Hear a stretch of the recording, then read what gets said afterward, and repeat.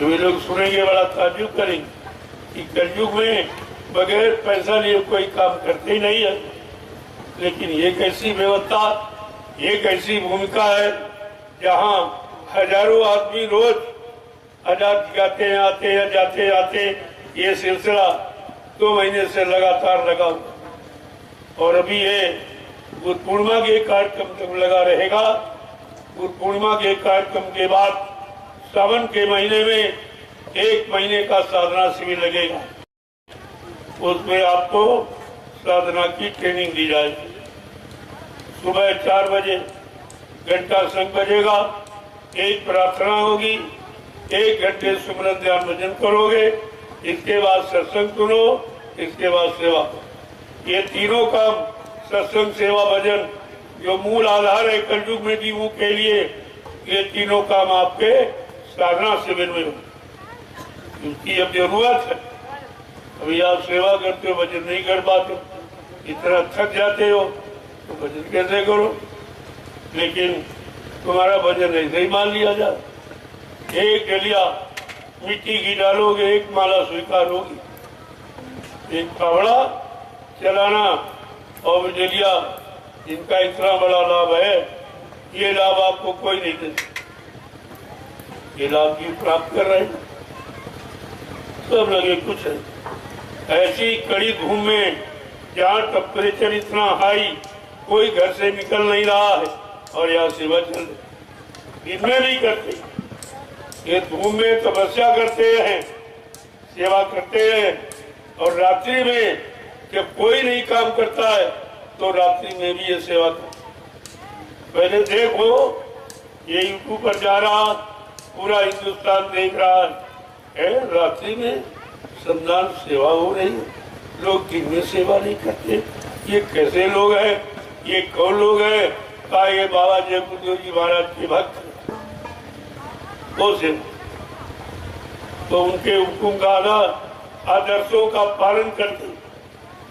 सत्संगियों, तुम्हें आदर्श बनना है, संदेश सदगुरु का तुम्हें चरितार्थ करना है, ये आदेश था तुम्हारे लिए। और तुमने किसी ने एक भी आदेश का पालन नहीं किया तो मुसीबत तो आएगी। ऐसी मुसीबत आने वाली है जिसका कोई समाधान नहीं है। इसलिए महात्मा पहले से जानकारी देते हैं कि ऐसी आपत्ति मुसीबत ना आए, तुम लोग उसकी दवा सोच लो। उसकी दवा क्या है? भजन और ये परमार्थी संदान सेवा, इसके अलावा कोई दवा नहीं। और ये किसी की समझ में जल्दी आएगा नहीं। क्यों? विनाश काले विपरीत बुद्धि। जब जिनका विनाश होने को है, जिनका पाप का गड़ा भर गया, वो तो फूटे। और जब गड़ा फूटने का समय आता है तो मानव की बुद्धि कैसी हो जाती? जब जैसी हो तबता, तब तैसी मत होए, और काल रेख की लेख को मेट सके नहीं कोई। तो समय आ गया, पापों का गड़ा फूटने वाला है, तो बुद्धि तो विपरीत दिशा में जाएगी। लेकिन महात्मा अपना फर्ज बराबर अदा करते। वो अपने राजा को, प्रजा को हमेशा जानकारी पहले देने लगते हैं कि आगे समय खराब आ रहा, मेरी बात मान लो, तो तुम्हारा और तुम्हारी प्रजा का नुकसान बच जाए। लेकिन कौन मानता है? मैंने चुनाव के लिए मना किया, किसी ने हिंदुस्तान में नहीं कहा, सिर्फ मैंने कहा। मीडिया पत्रकार ने सुना कि मैंने कहा देश की स्थिति अच्छी नहीं है, इतना कर्जा पहले से देश पर लगा, लिहाजा चुनाव को रोक दीजिए, न राजा और प्रजा के हित में नहीं होगा। कोई माना? अरे भाई कोई माना? एक तो ये जानते नहीं, अच्छी सच्ची बात भले की बताओ तो ये मानते नहीं, तो परिणाम तो बुरा होगा ही। लेकिन तुम महात्माओं पर दोष नहीं दे सकते हो, ये जानते जानते तो बताया। मैंने घूम घूम करके इसके बारे में जानकारी दी कि देश का राजा प्रजा हमारी प्रार्थना को मान लीजिए, इस चुनाव को आप रोक।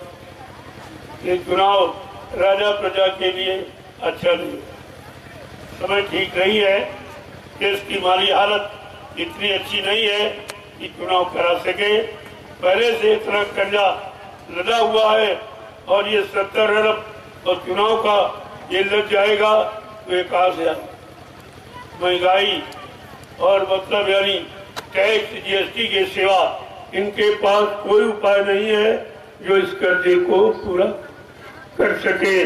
जब वो टैक्स लगाएंगे, महंगाई बढ़ाएंगे, जीएसटी बढ़ाएंगे तो भारत की जनता के चिथड़े उड़ जाएंगे, चिथड़े। तो आपको समझना पड़ेगा। अभी तो मैं एक इशारा कर रहा हूँ, जानता तो सब, लेकिन बताऊंगा नहीं अभी। जब जानते तुम नहीं मानोगे, इशारा तो करूंगा। अगर इशारा समझ में आ जाए तो अच्छी बात है।